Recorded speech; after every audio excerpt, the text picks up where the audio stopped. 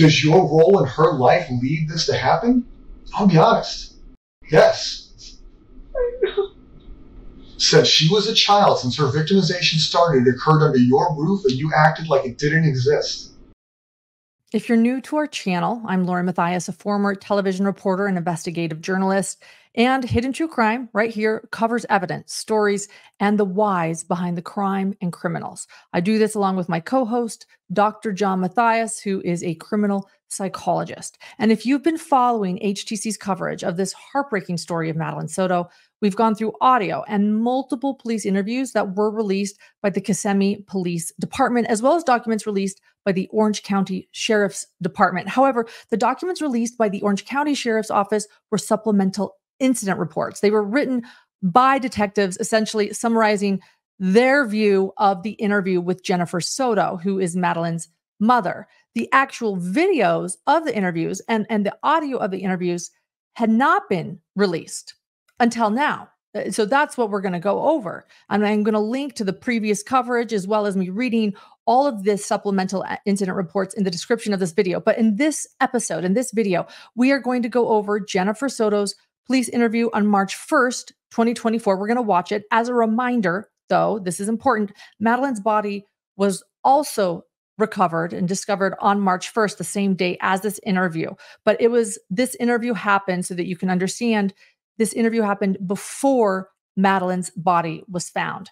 Now, at the end of Detective Kevin O'Malley's incident report, which we've already read here on the channel, summarizing the interview, this interview we're about to finally be able to watch with our own eyes, Detective Kevin O'Malley writes, quote, "The interview continued in a path as to find out if Jennifer had any knowledge of the current location of Madeline's body.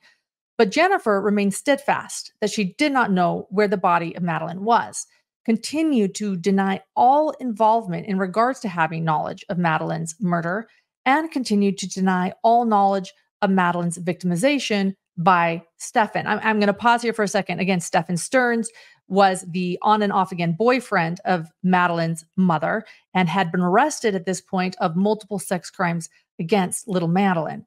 And so now let's go back to reading what Detective Kevin O'Malley wrote in his incident report. Quote, "During portions of the interview, Jennifer continuously protected Stephan, was questioned about why she prioritizes Stephan over Madeline, and even at one point referred to the sex stuff as not evil, but the murder as evil. The interview eventually ended, but Jennifer did not show the same level of emotion or care in regards to Madeline's ongoing victimization by Stephan Stearns than she did her disappearance. It appears to me," again, Detective O'Malley is stating this, "it appears to me that she had already accepted that the victimization was happening and her emotion appeared fictitious," end quote. So in this episode, in this video, we are going to go over the specific portion of that specific video that I just read to you. And a trigger warning, the detective gets extremely heated. There are also several parts of the interview that are redacted. Just so you know, most of them are Madeline's name or specific acts regarding her victimization. Take a listen. We currently have upwards, probably 200 people working on finding. Right, the Orange County Sheriff's Office is involved, the Kissimmee Police Department's involved, St. Cloud Police Department, Osceola County Sheriff's Office, Florida Department of Law Enforcement, FBI. Yes, under suspicious circumstances. So anybody who is somebody is involved. Yeah. So regardless of the circumstances, those people don't get to go home. Those people don't get to go back to their families. Those people don't get to live their lives and go back to their primary jobs. Of course. I know the sheriff has probably expressed to you that's his number one priority. I'm sure the Kissimmee Police Department's expressed that to you, our detectives. This isn't something that's going to stop or go away. Yeah. Right? Anybody who knows something, anybody who may know something, will be brought into a room and will be talked to, whether they're guilty, whether they're innocent. Because our number one priority, our jobs have kind of stopped on any other things we have going on until it's fine. Because that's the most important thing anybody has going on right now. But with that, a lot of people are going to feel that whatever happened, I can tell you, and I know detectives have expressed to you that the thought process at this point is this is a homicide investigation.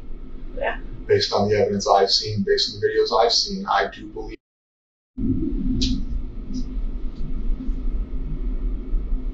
With that being said, and the reason I tell you that, not to be an asshole, is because the thought process with us leads it in a different investigation, a different way. Meaning, whatever has already happened, right? We cannot change what happened most likely on Monday. We cannot change the fact that I believe Stephan killed her, right? All we can do now is find her as quickly as possible. On the 2% chance we're wrong and that she is alive, that's phenomenal, right? That's the best thing that could happen. On the chance that we are 100% correct and she has passed away, finding her now versus later will bring closure to your family, will bring closer to everybody, regardless of how it happened or why it happened. Meaning, if you have an inclination, if you know where she's at, if his father knows, that doesn't mean those people get held accountable for what he did. It doesn't mean those people get held accountable for knowing what he did. It means we close out the investigation. You know what I mean? So a lot of times we go into rooms like this and we ask people questions. We say, hey, do you know what happened? Do you know what happened? And there's this fear of what happened already happened. I can't change that. So I'm not going to insert myself with knowledge because it's going to make me look bad. Regardless, at this point, I murdered her, right? He victimized her. He ruined her entire life from childhood until now.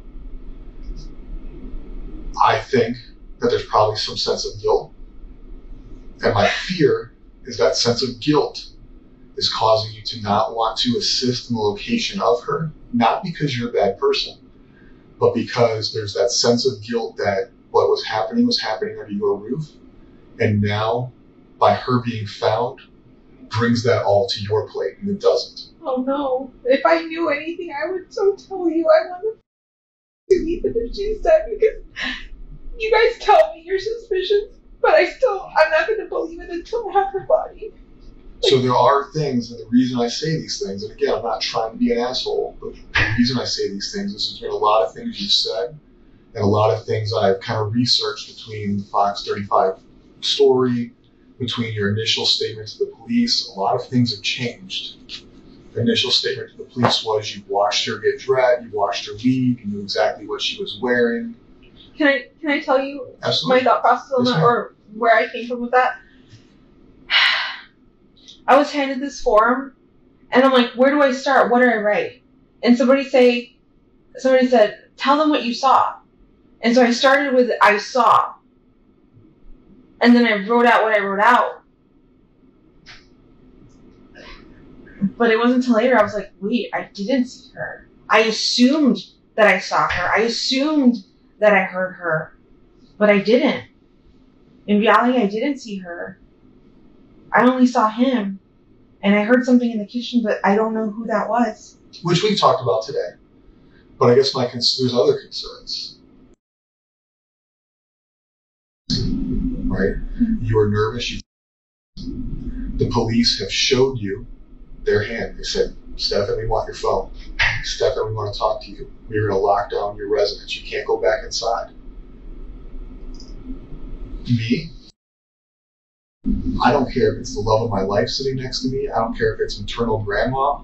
If the police come and take my mom's phone and my son's disappearance, I'm not going to offer my mom a lawyer. That's nuts to me. That to me shows you prioritizing Stephan. Because at that point, you became more worried about him being falsely accused than any. Does that make sense what I'm saying? Whether or not that's what you felt, does that make sense? People having lawyers is their constitutional right. That is a thing that everybody is afforded. But for somebody who's going through what you are going through, to offer him a lawyer leads me to believe that there may have been a conversation, there may have been knowledge, or there may have been some inclination that you had, whether it be his involvement, her location, or something to where in your mind there's guilt. promise you. Like, Because you offering him a lawyer is very weird. I know. That was still me under the assumption that, I think at one point you guys interviewed me, and when you guys showed me the picture of her, I believed the sexual stuff, but I didn't want to believe that he had done anything evil to her. I'm like, what if he did this stuff fine, but what if she's still missing out there? What if somebody took her? I still wanted to believe I believed him. I believed his whole story. So I was just like, I kept repeating that part. I'm just like, what if she did get dropped off? What if she got abducted? What if she's missing? But that was me assuming that you guys had the wrong guy. I wanted to think he was a good guy still, but clearly he's not. After everything you guys have told me and have shown me, I know he's the worst person on this face of the earth. We know that right now. We know he's a piece of shit now. You know? But you didn't know that then. I didn't. Then you offered a guy who the police suspected of kidnapping, abducting, assisting in the disappearance. You offered him a lawyer. And then we don't have to roundtable that. You went back to what you just said is the sex stuff is fine. It's not fine. Hold on. I know every relationship is different, and I know everybody's family is different. I won't ask, but going back on, has he expressed interest in, I'll use the word weird, I'm not going to shame anybody for what they like, different sexual pleasures, different sexual experiences, different kinks that involve things you weren't comfortable with? The only thing he's ever expressed to me was like anal. Okay. He had an anal kink and like butts. Okay. But that was something I was never comfortable with or doing. And I let him know that. Like that's not like something. That's fine. You guys slept in the same bed together. Stephen was a big portion of your life at one point. Stephan was a big portion of your life at one point. And this is not me coming at you as a person or a bad person, because shit happens in the past. In the past, we can't change the past. Has he ever expressed to you? Never. Has he ever made these statements about made you feel different? No. Okay. When you guys slept in the same bed together, in the middle, did you ever wake up and find them cuddling? Did you ever wake up and find them closer than you thought they should be? They would snuggle, yeah. Okay. But we all snuggle. I didn't think that was that problem. So if you guys are sleeping in the same bed and she's in the center, you've woken up and they're snuggling. They're under the same blanket. They're not under the same blanket. No. But just like she's got her own blanket. Spooning for what? What is snuggling to you? Because to me, snuggling, spooning, big spoon, little spoon. He would lay down like this, and she would be right here in the nook. Okay. How do you guys sleep? You guys sleep clothed, unclothed? I sleep clothed. Yeah. Shirt, pants, pajama sets. Yes. Everybody. I sleep in like my everyday clothes. Okay. On pajamas or baggy t-shirts and shorts. Okay. And Stephan would sleep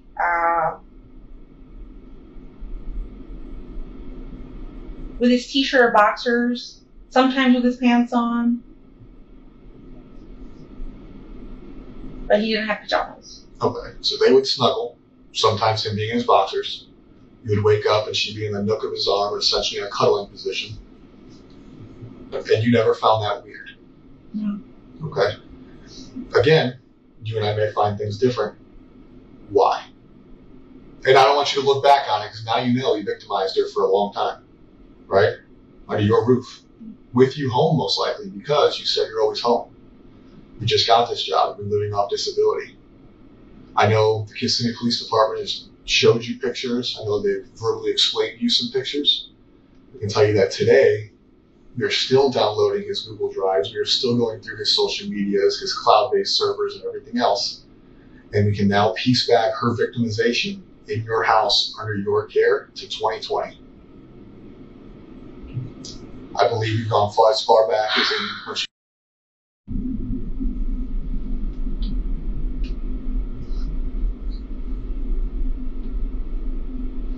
So when I ask, they've woken up cuddling, did you find things suspicious? Did you have an open relationship?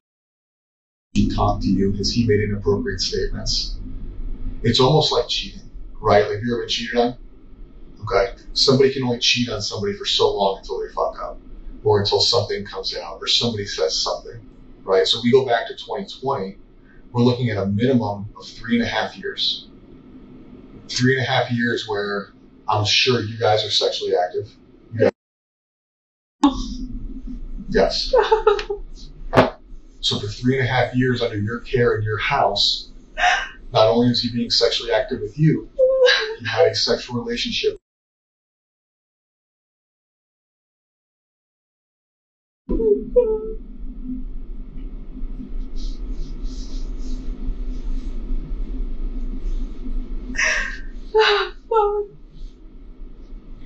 And I know it's an emotional thing, and I know it sucks to hear, but where I'm coming from is it seems like something that you can't hide forever. You guys live in a small space, close quarters, you sleep in the same bed, you guys all talk, you guys all share things, you're an observant person for the most part, I assume. Outside of taking medications and going to sleep, it seems very difficult. A lot of grown-ass adults can't hide an affair with somebody who doesn't live with them, let alone somebody who does live with them. So at a certain point, I do believe you became aware of what was going on. No. And when I say that, it doesn't mean you're in trouble. It doesn't change. I know, but I do believe that a reasonable person, and I consider you a reasonable person, right? Do you think you're a reasonable person? Yes. Would be aware that under her roof, sexual relation.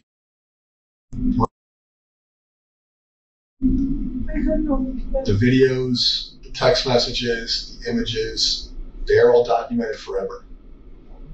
This has been an ongoing thing. And at her age, I think she probably thought they were in a relationship. She probably thought they were in love because he her male attention, right? She just started liking boys, right? She just got a crush. Up until then, her crush. At the same time, you guys are sleeping in the same bed together. You guys are all cohabitating. She's not sleeping in her room. But you felt the need to establish a rule that they couldn't sleep in the same room. But when you established that rule, for 3 years, she's already been dating him, essentially. Whether that's legal or not. I had no idea. So I truthfully believe, this is my belief, I'm not speaking for other detectives, I'm not speaking for the sheriff's office, the state police department, or any other agency I've said. This is Kevin's belief. I believe that you became aware of your sexual relationship. I think at a certain point throughout this relationship, you became aware of it. And for whatever reason, your reasons are your reasons, whether it was discussed that it would stop, whether it was discussed how it would go, that you feel some sense of guilt. A lot of the news statements you've given kind of, again, my opinion only, I don't speak for anybody else, whether it's in this room or out of this room, bother me. It seems like some of your emotion, up until this room, I think some of the emotion in this room is sincere. I think a lot of it's because I'm being an asshole. I'm telling you things you don't want to hear that shouldn't be said out loud. But when you talk to the news, when you talk to deputies, it feels, based on my experience in this job, that it's not sincere. I feel like some of your sadness is not real sadness. I feel like when you gave the interview with Fox 35, it was not sincere. Looking at that video one time, I didn't feel like your cries were sincere. And I'm not saying that because you're a bad person. I feel like sometimes people struggle to show real emotion when they're aware of what the truth is. So it has to be fake. This is demise for the past, let's say, 5 years, right? But her going missing, her disappearance, if you have knowledge of how it happened, where it happened, an inclination, that emotion is not going to feel sincere because you're already aware of what happened. It almost becomes a lie at that point. If I knew anything, I promise you, I would tell you. Like, I am willing to take a lie detector test, whatever the fuck you want, but I don't know anything. He's never mentioned anything. I've never seen any signs. I tried watching her like a hawk. I thought I was doing a good job, but I wasn't. I was oblivious to everything. 4 years? Minimum. That's just how that far back the cloud goes. And I find it hard to believe for me that you were so worried about how many pills she took at night, but not where she slept or what relationship she was. His interest in her. I thought we were all safe. I thought because in that he hadn't shown me anything so far, like everything seems fine. Like he seems like he treated her like he treats you. In his mind. It's so fucking disgusting. So now he's in jail because of what we found on his phone, not because somebody came forward and reported that he was abused. I know. She's not old enough to consent. She's not old enough to have a thought process to even want anything that was happening to her. It's abuse. So he's in jail for that. But something caused what happened. Right? We searched murder because we can call it a murder. She didn't die naturally. She didn't overdose. She didn't have a heart attack. We circled murder on Monday. Something had to cause that. He's been having unrestricted sexual activity for a long time. He's getting what he wants from her, probably from you, and who knows whoever else, right? So it's not like he woke up or went to bed Sunday and he was like, you know what? I'm done with this, but I'm going to kill her. Something happened. People don't just wake up and like, you know what? They leave people. They break up with people. But usually things cause people to snap. Now, what? You know what? And I'm in trouble. Or I feel like I'm going to. Or him being out. We can go even worse. She's pregnant. That's what questions last night led me to believe when we started talking about her period. I was told that her and her friend, and granted, I'm male, never had a period, but that somebody found it weird that they were no longer on the same cycle. Could be different because she's a teenage girl. Could be that she missed her period. Have you ever found a pregnancy test at home that wasn't yours? I have 2 underneath the bathroom sink, but I haven't seen if they're still there or not. Okay. But you haven't seen any used ones in the trash? No. Their relationship hasn't changed? No. Okay. So what do you think happened Sunday? Other than him killing her. What do you think made him snap?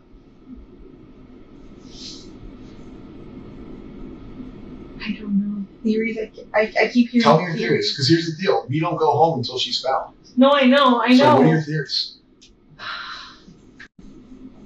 What I've heard is, what if she upset him and threatened to tell me and say that she was going to tell me and he needed to shut that down? That's the only thing. What do you think?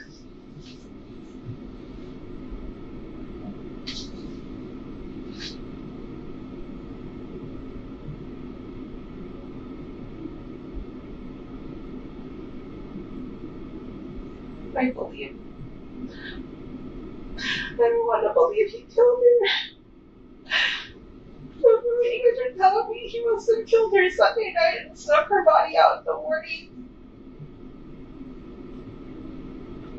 That photo you guys showed me of her stuck in the car.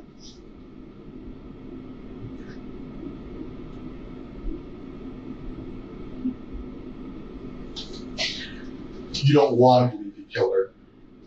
I want to believe she's still alive and that she got kidnapped, but that doesn't seem like that's the Well, case that's at not all. Yeah. I know, my brain just wants to believe something else. I just want to believe she's still alive, she's out there.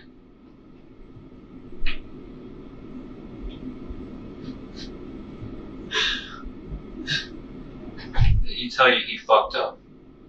No. He acted so normal that day. He was like, I'm so impressed. We got out of the house so early. Like, she made great time. We had so much time to go to McDonald's, but she didn't want to. His story was so fun. Like, every detail was so believable. He's just been lying this whole time. Like, What about that day in the car when you offered him a lawyer? Did you disclose anything to you there that made you feel like, oh fuck, he needs a lawyer? No. He kept acting like he didn't know what was happening, and I'm like, don't you see forensics? Don't you see they took your phone? Like, something's happening. Like, I think they're gonna pin this on you. And I'm like, in my head, I'm going, they have the wrong guy. Like, they're just honing in on the last person who saw her. But no, you guys do more. You never said, what did you do? I've never asked him any of that. I still, even up until when we got here to the police station, I was convinced that he hadn't done anything to her at all. Because of him or because of not wanting to believe she's deceased? Because of him. Because I thought he was a good guy. So up until this morning, you still think that it's not? No. We're talking about the other day. Up until when we took him. Yes. Okay. I forgot what day of the week that was. So we're still going through his phone, his drive, like I told you, all his socials. We're going to date back to 2020. Based on the videos, it appears that was the start of the victimization. Okay, are you going to find anything in his phone with you? No. We've never done anything. Has there ever been a request for the two of you to participate in sexual activity with him? No. Regardless of you saying no or yes? No, he's never asked that. Okay. If we find pictures like that, is that going to surprise you? So if I'm in his Google Drive, if I have a sex crimes detective, a computer person look at his phone, and they tell me, hey Kevin, I found a picture engaged in sexual activity or borderline sexual activity, is that going to surprise you? Yes, because that doesn't exist. Okay. At any time during the course of your relationship, has he expressed that he's ever had sex with a child? No. Not a child, but when he told me when he was in high school, he graduated high school like later, like older than 18. Okay. He dated somebody younger than 18. I think she was 15. But I don't know how old he was, 19, 20. But he was an older kid in high school. He graduated late. But he had a really young girlfriend. Her name was Kendall. And I thought that was weird. I was like, that's a little too young. He goes, no, it's fine. We were in high school. Everything was normal. Her parents loved me. Blah, blah, blah, blah, blah. But that's the only one. Have you ever gone through his phone? Who, me? Okay. If you had to, knowing Stephan, knowing where he lives, knowing where he goes, how he conducts his life, give me your top 5. Because I know you've had to have thought about it. If you haven't thought about it, that's another weird thing I got. Since Monday, right? We told you on Wednesday that we think he did it. Yeah. So from Wednesday till today, it's about 48 hours. Give me your top 5 places you think are possibilities based on knowing him, based on knowing his path of travel. Where do you think? It doesn't have to be based on evidence, just in your gut. Give me your top 5 places where you think he could.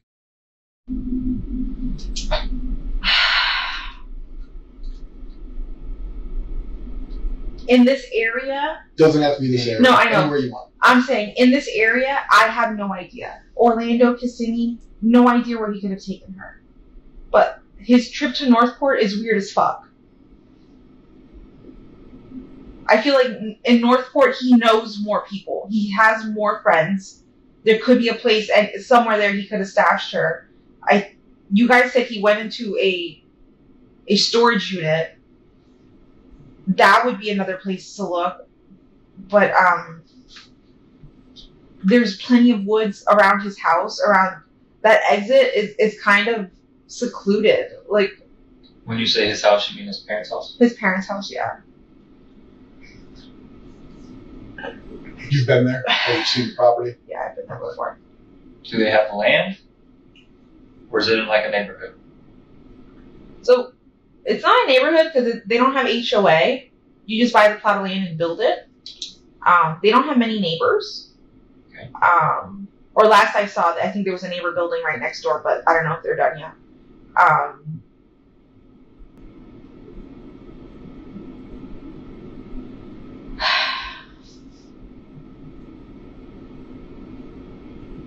just feel like he had more. There would have been more spots in Northport for her to be dumped. Because from what you guys have told me, he went to St. Cloud, he went to 192. Could you guys tell where he turned on any of these roads? It's just that he was on the main road.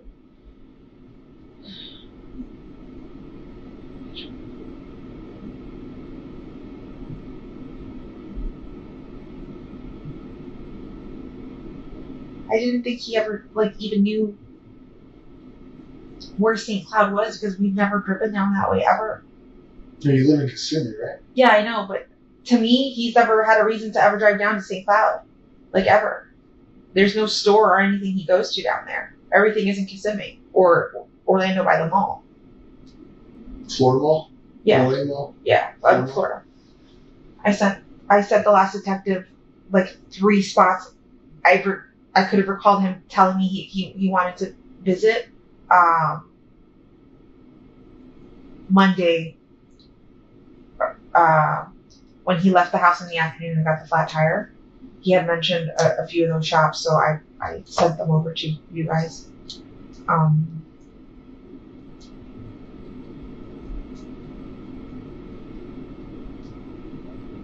There's honestly nowhere I can think of. We've never gone to. The only wooded area that we've ever gone together would be Shingle Creek Regional Park, where the Pioneer Village is. Okay. That whole trail there, we had scooters, and he had an electric skateboard kind of thing. We would all cruise. We would all cruise the creek, explore. We've taken a canoe up that creek before. Then the Kissimmee Trail. There's a trail that runs right behind my house starts right behind my house and goes all the way to that bridge on John Young Parkway that says Kissimmee on it. That whole trail, we've done that as well.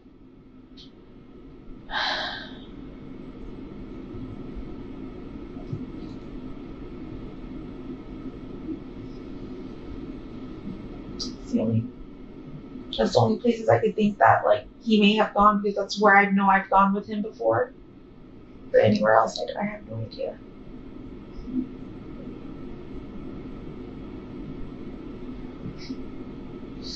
So our ERT team, it's called Emergency Response Team. It's just a group of people who search areas. It doesn't have to be wooded, can be wooded, can be swampy.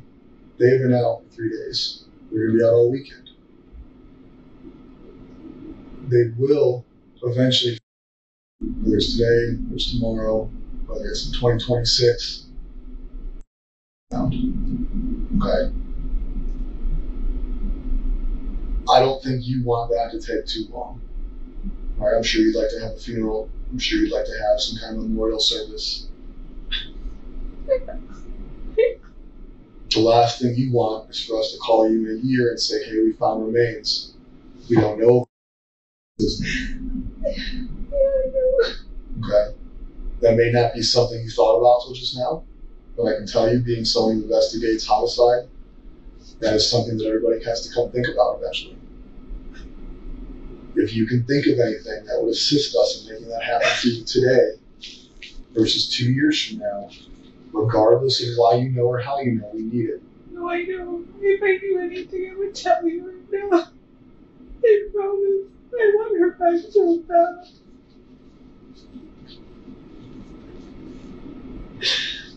I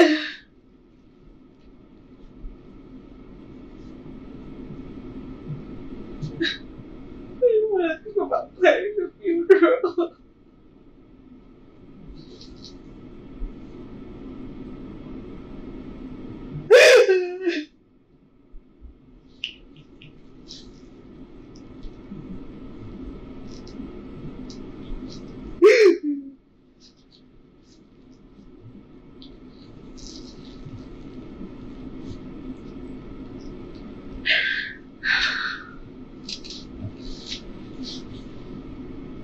What has your communication been like with his father since this?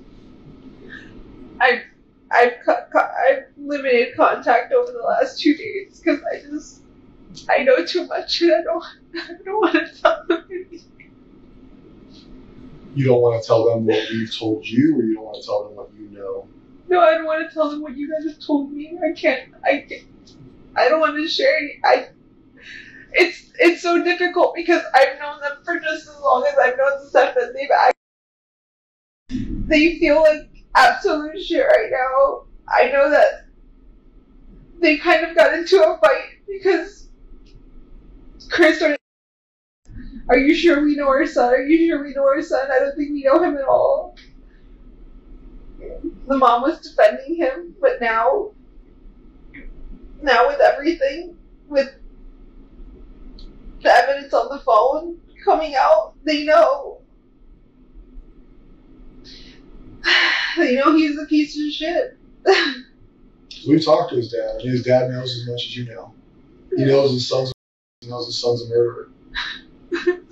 He's talked to us. He's been very open with wanting to help in any way he can, whether that's technological, whether that's verbal. Yeah, he even had, I was with him when he turned in his knife to you guys. He remembered he had a knife on him and gave it to you guys.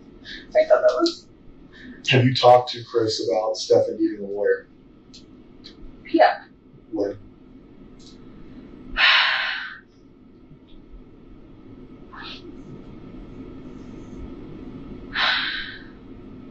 I think when you guys showed me the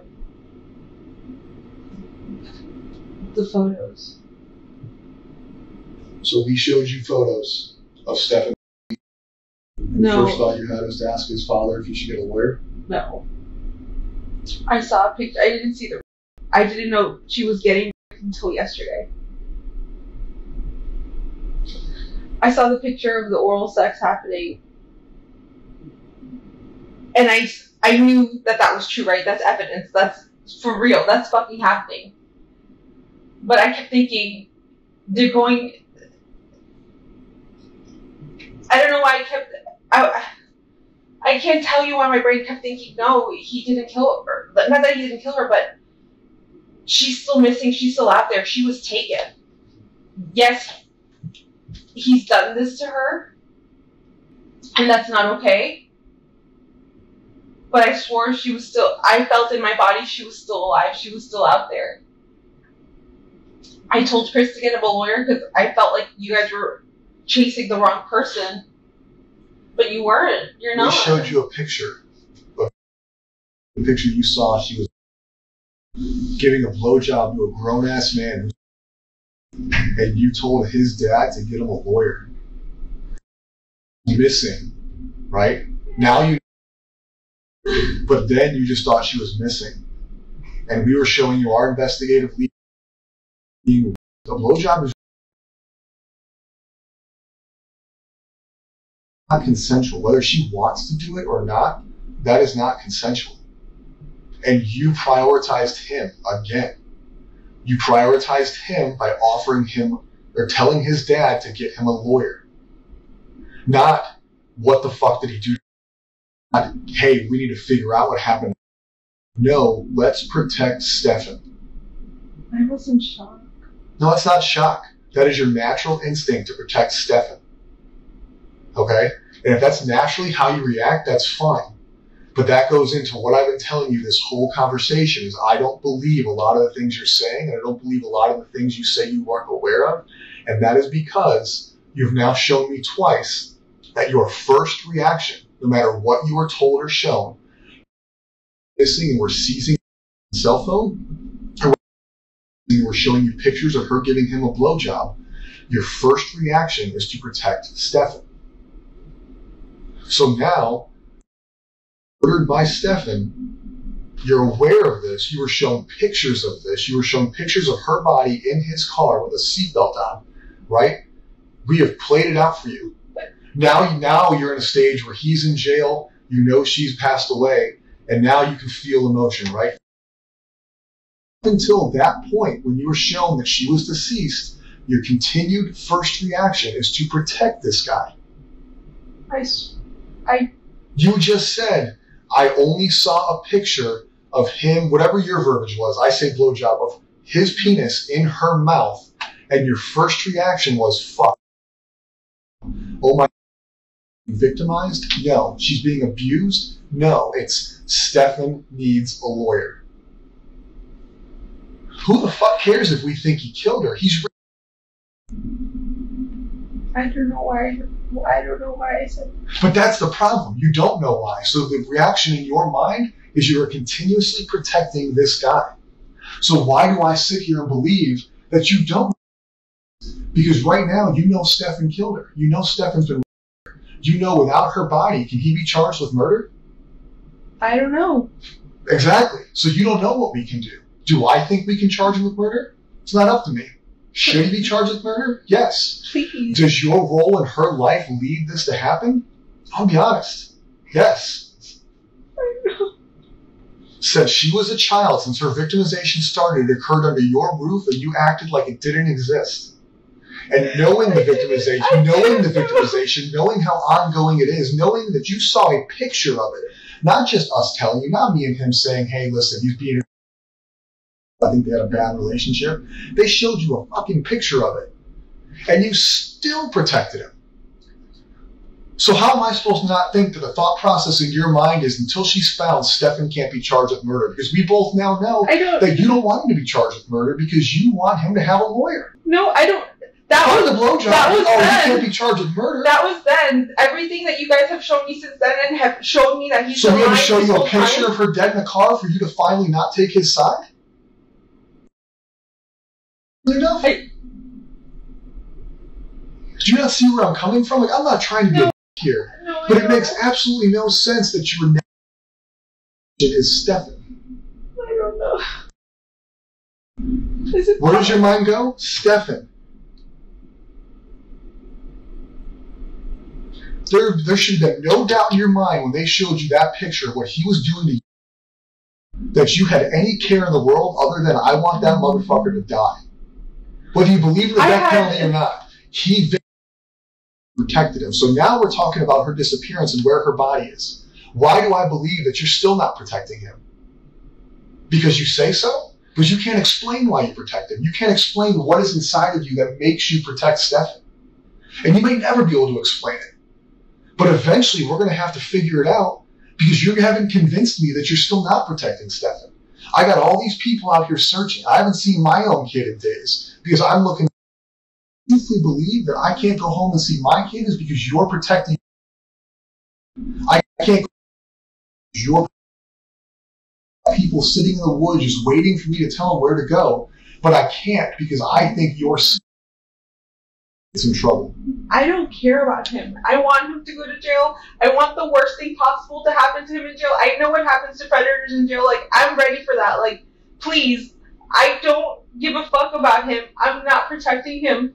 But you knew he was a predator when you got shown the picture. And then you text his dad that he needs a lawyer and you hope that he invoked, was the words I was told. What? You hope that he didn't talk to us. He needs a lawyer. No. All over a picture. You didn't care. You didn't care then. Oh, whether sex isn't important to you, that wasn't anything close. I knew what I saw was He was a terrible. predator right then and there. That's the day you found out he was a predator. Yeah. Yes. And after you found out he was a predator, did you not say he needed a lawyer? I did.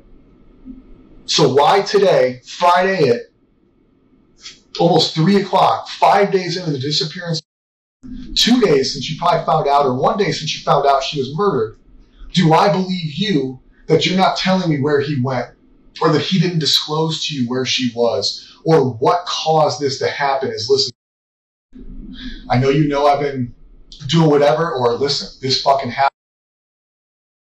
How do I believe that that didn't happen when everything you've shown me is protect Stephan? Now, once have you shown priority in this conversation, in this investigation?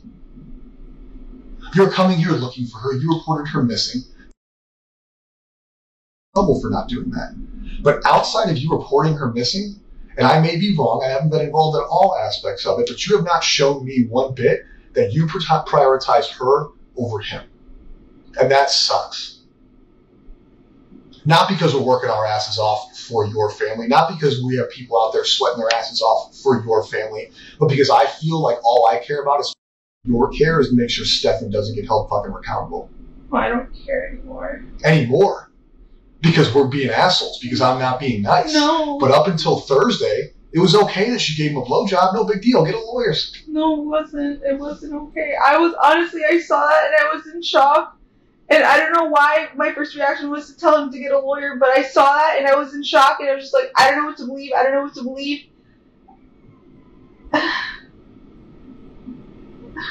It's easy to believe it now. We showed you pictures of it. You can't deny it anymore. The sex was okay. The murder's not. At least that makes sense. None of that's okay. I want to know what it is. And not because I think you're a bad parent, not because I think you're a bad person. Dead or alive, she's missing. Her body is out there. Her body needs to be recovered so she can have a proper burial, a proper funeral. She needs to be laid to rest. Your family needs to be able to mourn her. And we need that information. That is life. That is not life of the law. That's not life of the sheriff's office. That is common decency. That is what she deserves. That is what you deserve. That is what your family deserves. But the longer that happens, the longer it takes us to find her, the less likely that's going to be for you guys. And I'm sorry if I'm wrong. I truly am. But deep down, you haven't showed me that I am. I don't know what I need to show you. Prioritize her over Stephan. Think of places he would have dumped her body. Think of places he went, things you talked about, things you've discussed, whether that's this week, last week. Don't put it in your mind that he's been victimizing you, or don't put in your mind that I'm being a dick. What can I think about to find out where Stephan put her?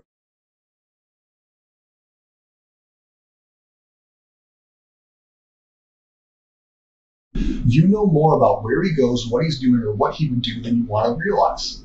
That's natural, not because I'm telling you, but because that's natural. I have best friends. I know more about them than I think I know about them. I just need to sit down and think about it.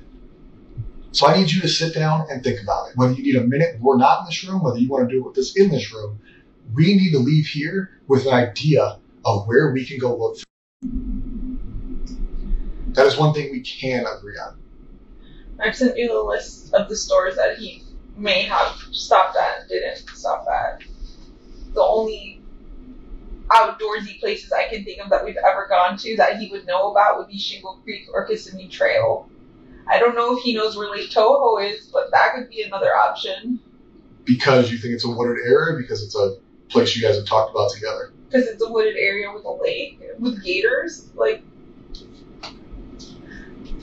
we haven't discussed anything.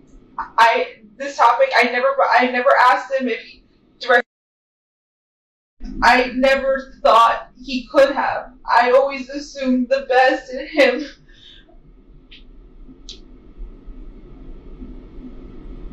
But I didn't ask him directly. I didn't even suspect. Not until you guys showed me that picture upstairs. We're here. I don't know. I'm just thinking of, if I name places, it's going to be wooded areas that I can think of, but he hasn't told me anything. Like, he has not told me, or we haven't discussed. So him going to 192 that day, all you know is that he went to 192. He said he wanted to visit House Card Rules. That was one of he named 3 stores, and that's one store I can remember him listing on that list. House Card Rules? Yeah, I don't have my phone. We'll get your phone with that. House Card Rules. What kind of store is that? I don't know if that's like a video game or card game or board top game store. But that's on 192. Close to one. I think close to 182 somewhere. And he said he wanted to go to 3 stores. Yeah.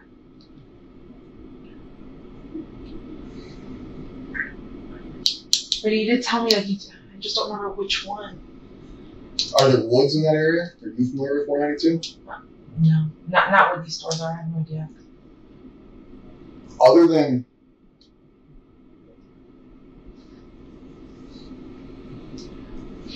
you came up with wooded areas that you know of. Yeah. You came up with wooded areas that you think you could dump a body in. Because I've been there with him, yeah.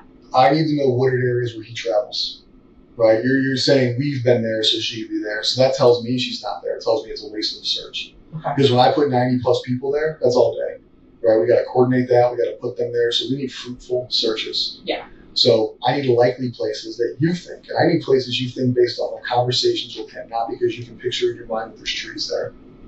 Okay. There's no conversation I can think of where he's named interest in being anywhere near woods or it being along his way. Said he got a flat tire. Tell me about the flat tire you got. So he said he got a flat tire.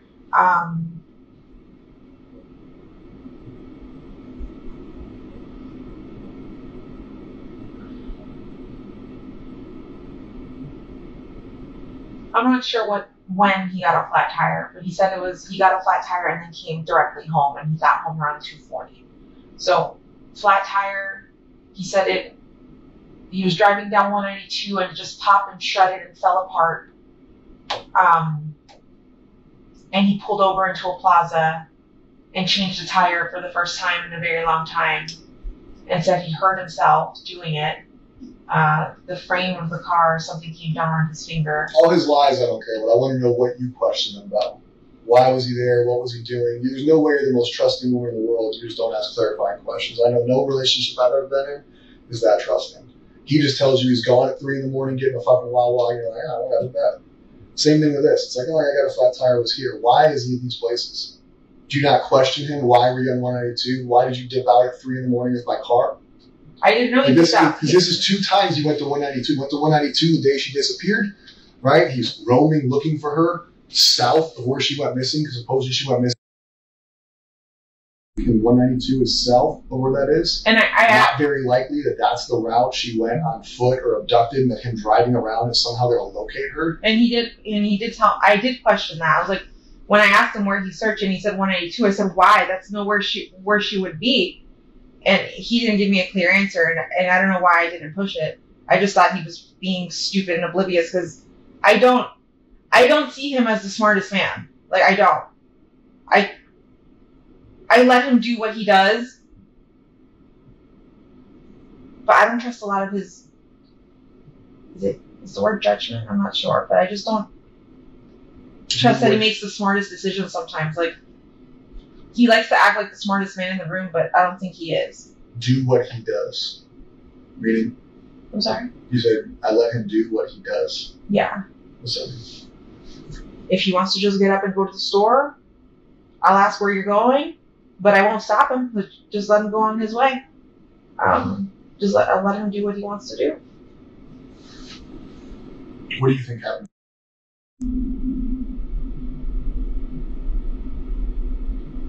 Monday to now. You know she's deceased. We showed you pictures that she's deceased. We know that she was probably deceased Sunday into Monday. We didn't see her Monday morning. I still want to believe she's deceased. I know you showed me pictures, but for the purpose of this conversation, I need you to believe it because I need you to figure it out. I need you to tell me what you think happened to her. I think he killed her that night. How? I don't know. Could it be possible that he drugged her? Could he have choked her? I just don't know how you kill someone and don't leave a mess or don't leave evidence, or I mean, was there a mess? Was there evidence? I haven't gone upstairs. I don't know what you guys have. I barely went into the house today, so I don't know what. I need to know what you think happened. I think he killed her. How? You mentioned drugged her. You mentioned other things. Explain your reasoning behind those assumptions, and we'll move forward day by day. So he had access to benzos and I think Lunesta. What are those? I'm not familiar with that. Benzodiazepines are anxiety medications which relax you and can make you sleepy. Okay. And Lunesta, I think, is a sleeping medication, like for insomnia. So I don't know if it's possible he gave her something and she was drugged. In those photos that you showed me where you're saying she's dead, maybe she was drugged. But if she is dead, and it was done upstairs, I could just only imagine that he choked her. I don't know how else you would kill someone and not leave a mess. How do you think he got her out? I have no idea, because roommates come in and out of the house at any given point in the morning, and we don't know their schedules. They can come in at any time. You guys showed me a picture, I think, of him or her in the car at 7:30 in the morning. My roommate left the house. She's the one who leaves the earliest. She left at 7:45. So, like, what if he had waited a little longer? She would have caught him with carrying a body out of the house. How did he do that without being caught or seen?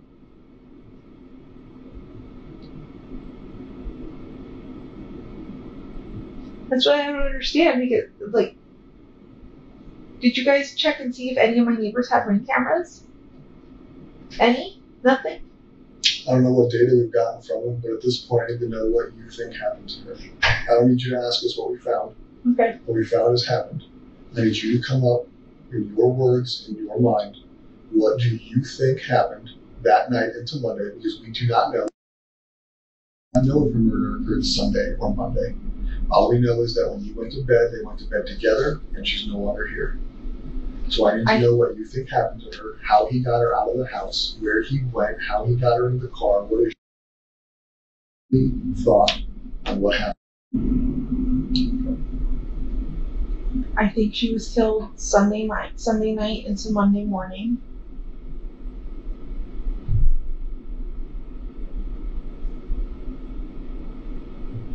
I'm thinking he carried her out of the house. I don't know how he didn't get caught by any of my roommates or no one heard.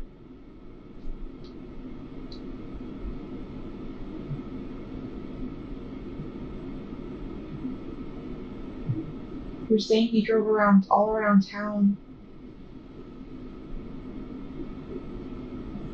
I'm not sure where he could have gone.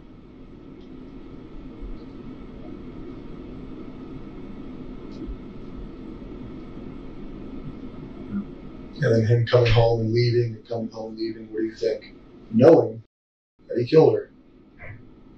That's suspicious as fuck. It is suspicious as fuck, but if you're writing a book, what do you write? Let's say this is a fiction novel, right? You're now aware that he killed her, so now you can piece together a story of what happened, right? You don't know the story because you're not him, and you tell me he hasn't told you. So it's not real. So you're telling me what you think. Yeah. Right? We know he killed her. We know he drove out of there Monday morning. We know he discarded her backpack in the trash dumpster. We know he discarded her laptop and one shoe, right? So all her property was discarded to look like she's gone. That way he doesn't have evidence with him. They leave. You've been told that they drove around Orange County, Osceola County, wherever it was. We've pieced that together throughout the week, all right? He's told you where, at least in his version of where he was and what he was doing, right? But then you have all these suspicious times of when he's left and come back and he's gone here and gone there. So what do you think he was doing on all these suspicious times?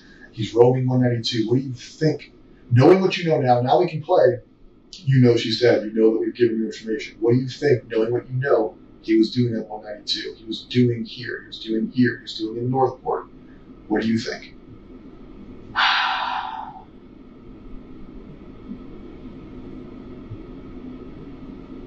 So him leaving early in the morning and driving around aimlessly somewhere. I feel like he stashed the body at that time. When he came back and then left again. But see, it's daytime. Like, how could you move a body or move something in daytime and not be seen? But like, I feel like he went back to check to make sure he did a good job, or to move the body again. I don't know.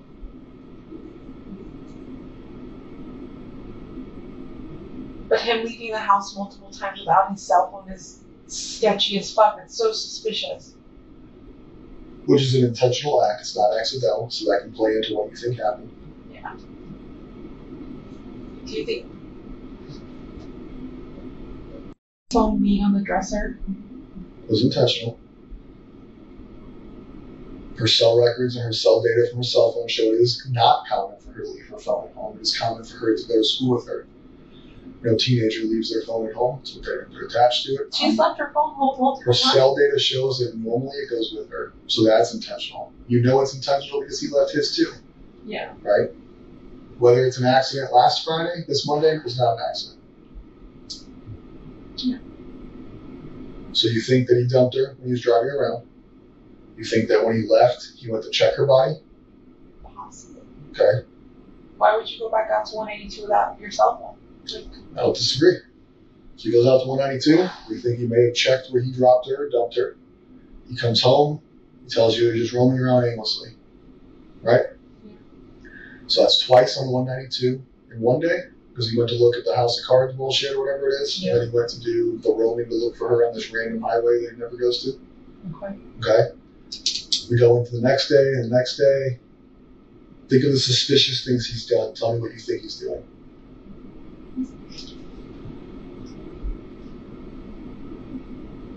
Him grabbing my phone and trying to log into his emails, that seems kind of suspicious.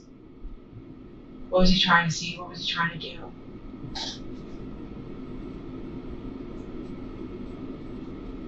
The thing is when he had my cell phone, now that I think back to it, he had something wrapped around it, so the phone was under a blanket, and he was like this.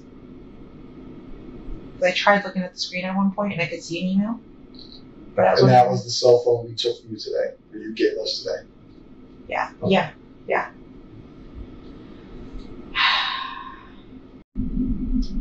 Can you could you guys explain what happened yesterday? Before that, I need you to continue going with. Yeah. Where are we at? Suspicious utilization of your phone. Yeah. Of the phone. Him disappearing multiple times. Him disappearing to Northport. What the hell is he doing? That is suspicious. I mean, now that I know that that's where he went, that is suspicious as all fuck. Why did he go to a storage unit facility? What was he grabbing? What was he trying to dispose of? Or what was he trying to hide in the... That to me is suspicious. Do you put more weight on that than 192? 192, no, because 192 would be... Something happened in Northport. There'd be no reason he would Do take... you understand what I was asking with that phrase? Putting weight on it? Like, do you feel like it's more suspicious what he was doing in Northport versus 192?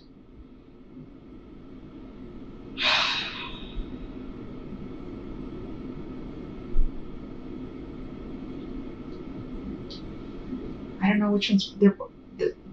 I don't know which one is more suspicious to me. They both... 192 seems to me like the easiest place he could have dumped her or like figured out where to put her. Unless she was in my trunk the whole time and he went to Northport. The trunk of your car? Yeah. Didn't you drive your car at some point? I Did you did. guys sit in your car at some point? I did. So that's what I'm saying. Like, I would have probably smelled something, but I didn't. So I'm just trying to think, I'm like, did he stash a body in Northport? No, I don't think so. He was probably hiding something or destroying something. So I guess 192 would probably be the most important right now.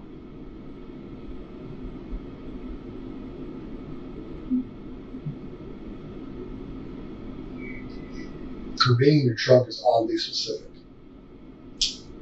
Only reason I say that is because from what you guys have told me, he went directly from the hotel to Northport. I don't think he made any stops anywhere in Kissimmee or anything first and then went to Northport. All we know is what we can piece together through accessible cameras and data. So his movements, his driving patterns, his actions, we can only 100% say what they are if they're on camera. Okay. So we can say he went to Northport because the car was in Northport. Where he stopped, where he went in between, that cannot be factual from us if we don't have a camera. It can just be an assumption, which is why I want your assumption, because you know him, I don't. Yeah.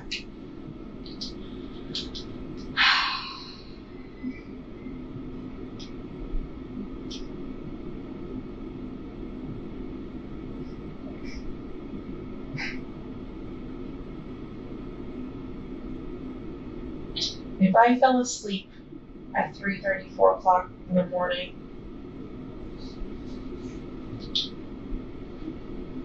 at the hotel, what was that, Monday night? Tuesday night? One of them.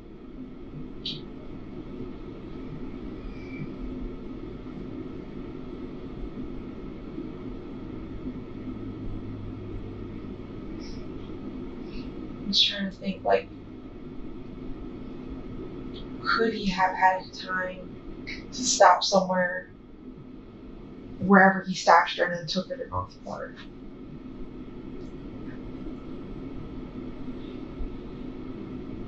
I think he had time.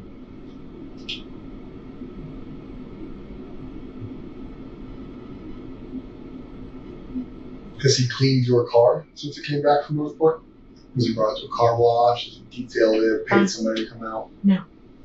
Because you, through your, we call it a fiction novel, you pieced together what you think happened based on a suspicious activity, and you ended with, you think he put her in your trunk and brought her to Northport.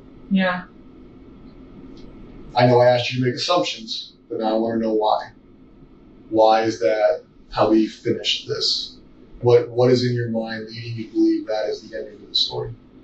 Because 192 seems like a really busy strip, and I can't think of anywhere immediately, like, other than going deep into St. Cloud, like passing St. Cloud, like going into Holapa or Harmony, that I could see some stashing the body somewhere around there.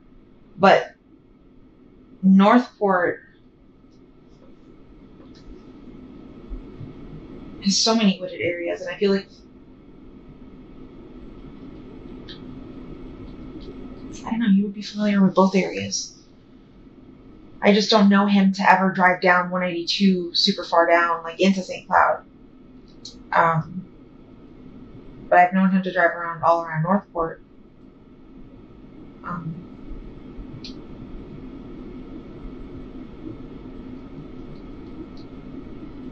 But see, I don't want to say anything and like lead you guys down to Northport to do a search and nothing's there. I'm just We're going to go everywhere. You're searching woods right now, or she's not? Okay. I just want to be like, I know you guys are like looking at me for the details, but I'm like, I don't want to send you on a wild goose chase.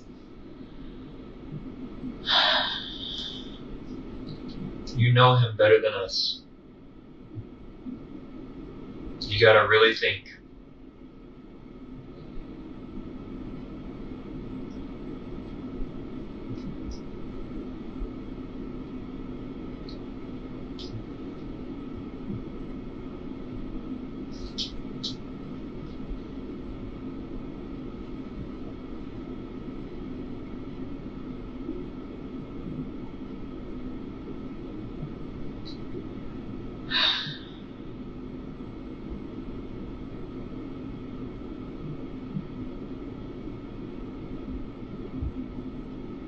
Something I can think Where to take her. of.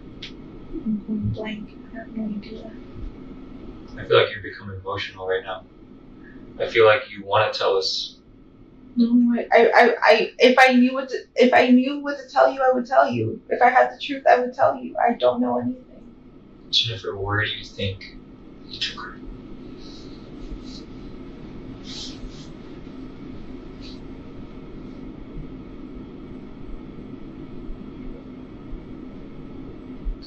If I were him and I had to stash a body, but I would never do this.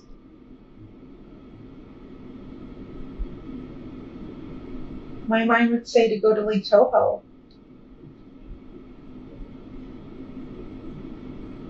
There's a lot of woods there, there's a lot of gators.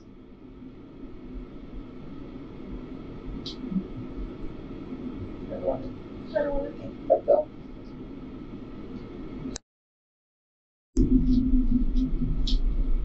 No, I know. I just don't want to think about it getting hit by gators.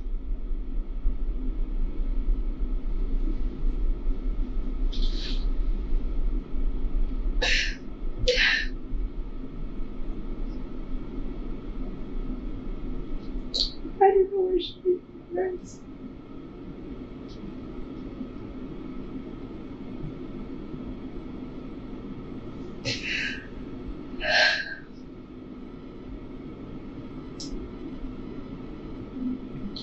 like I told you, it's going to come to a point where we will. Right? The Volusia County Sheriff's Office just found somebody the other day that's been missing for a long time. People get found. Sometimes it's quick, sometimes it's not quick. I'm hoping this situation is today, tomorrow, Sunday, but we will find her. What you need to think about is when you find her, is there an opportunity or a chance that we are going to prove that you did not assist us to your full capability in this investigation? And if that is true, you need to think about the consequences of that. Consequences of hindering a murder investigation or a capital sexual battery investigation could be punishable up to probably the same charges, the same time in jail. I know you know that I don't believe what you're saying. I know you know that I think you prioritize Stephan, that you prioritize jail. You see what I'm saying? Like, if we come back and prove that you sat in this room and misled us, No. that you didn't lead us in the right direction, or that you assisted, or you acknowledged, or you knew, you're going to get warning from jail. If I knew anything, I swear I would tell you. He has mentioned, we haven't discussed this. I had no suspicion of anything. He did not tell me any more details of where he went that day other than those traps that I had mentioned.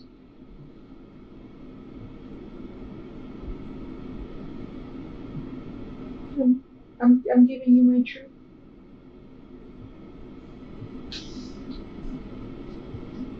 Except by the time he would have got back from the tire, you were gone, right? Yeah. What you told us? Yeah. And then she was reported missing. Yeah. During that time. Yeah. It never dawned on you to be like, damn, did he really change his tire? Let me double check. No. We got home really late that evening and I didn't even think of doing that. This is part of our problem. You did so many things and you never questioned it. I didn't suspect him. How can we believe some of the stuff that you're telling us, or believe that you don't know?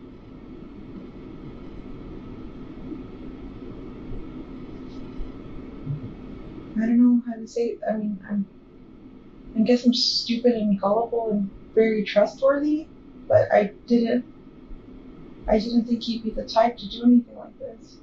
I didn't doubt. But you knew he was vindictive. You described him as not trustworthy with his family. You described instances where you document where he was lying to his family, lying to you, lying to others. Lying to his family, yes, but lying to me. You discussed that he wasn't that good of a person. It wasn't his family. You're not describing him in a positive light at all. So this trust, this caring, all this stuff makes no sense because you, regardless of the victimization, described him as a good person. He's stealing from his parents, right? But he never stole from me. You guys have no money, but all he's doing is ordering things, right? He's buying himself things. You described him as a selfish thief. You even called it a robbery, that he robbed his parents. So you're trusting this dude who you're describing as untrustworthy. But I thought he was. What happened to her? Where did you? That's that. I can't fathom that. I can't wrap my head around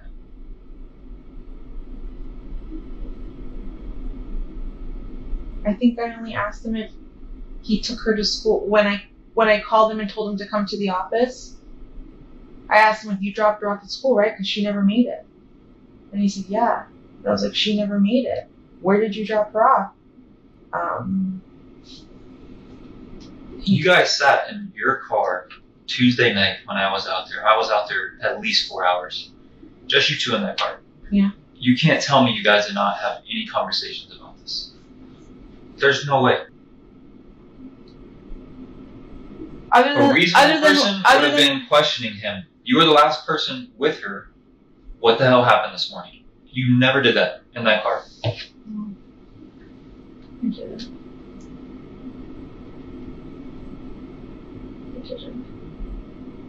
I remember being on my phone. He was on my phone for a little bit. I know I was medicated.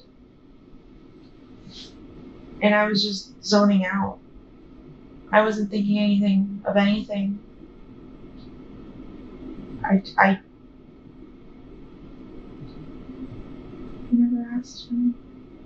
Just asking him that one time to me was, if he took her to school, that was enough answer for me. I don't know. I just wanted to think.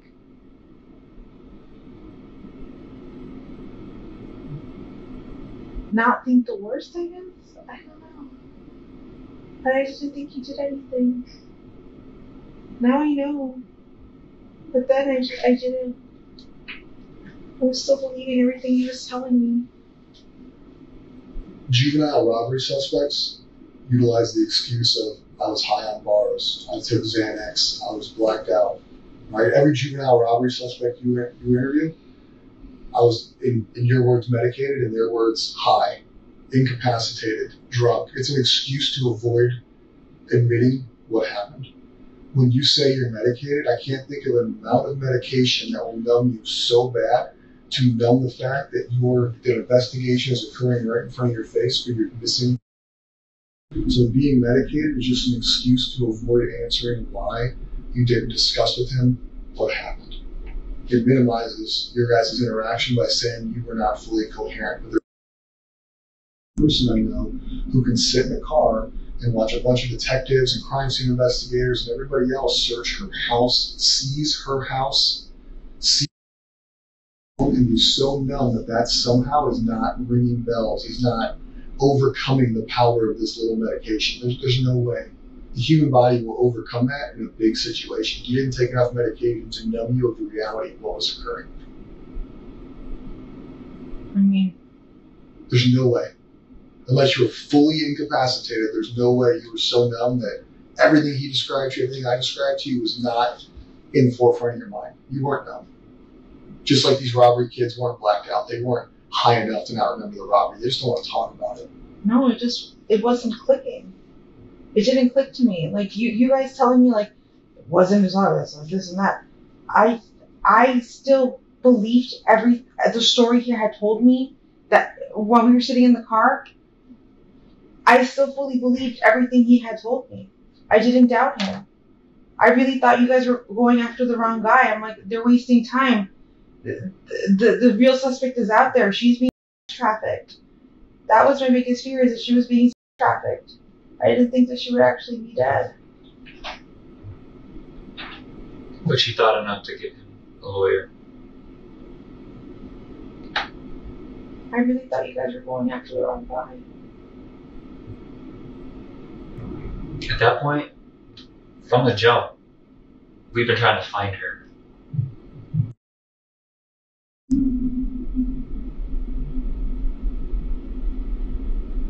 That has been and will be our biggest priority. Him getting arrested for victimizing her was an accident. Miller discovered that she was a victim because we took his phone. And I'm like so happy that happened, because if not, this would have continued to keep happening. Well, it wouldn't have, because he killed her on Monday. I'm talking about if she had been found. Found alive.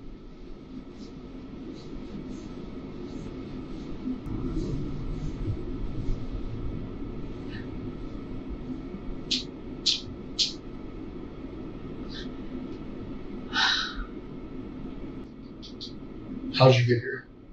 You're driven here? I was driven here, but my dad followed behind. I think you guys said my car might be ready. We'll verify that one.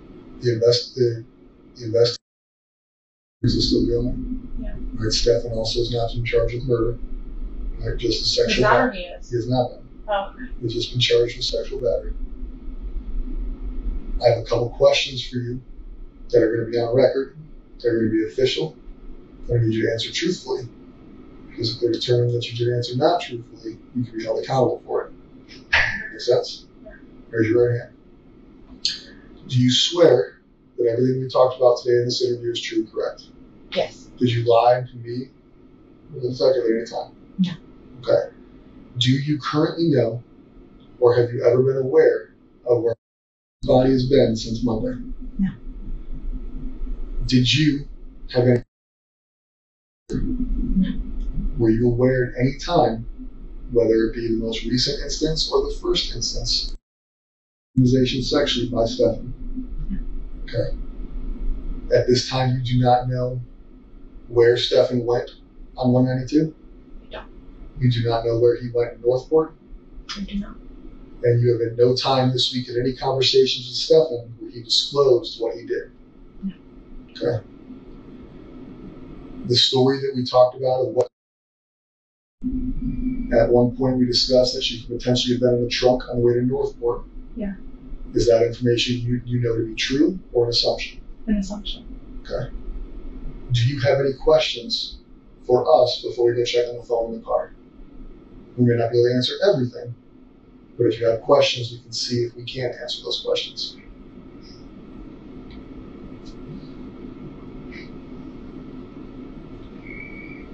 It's not your only opportunity. Your only opportunity phase was you saying you swear. Yeah. Lastly, the only opportunity, you obviously have numerous detectives' phone numbers, you have numerous agencies' phone numbers, things like that. So realistically, there will be other options for you to ask questions. I don't think I have questions right now. Okay. I don't want you to think I was purposely an asshole to you. No, I know. All We're right. doing your job. Like I told you, like the sheriff's probably reached out. You've been in communication with numerous people here. Those are my opinions and my opinions only. They don't reflect Sheriff Mina, the chief of PD, Kyle, any other detectives who talk to you. All right. I personally don't know. All right. We will be here all weekend. We will be here all night. My only hope is that you truthfully did not lie to us. You truthfully don't know where she was, and that you truthfully did not know what was happening to her.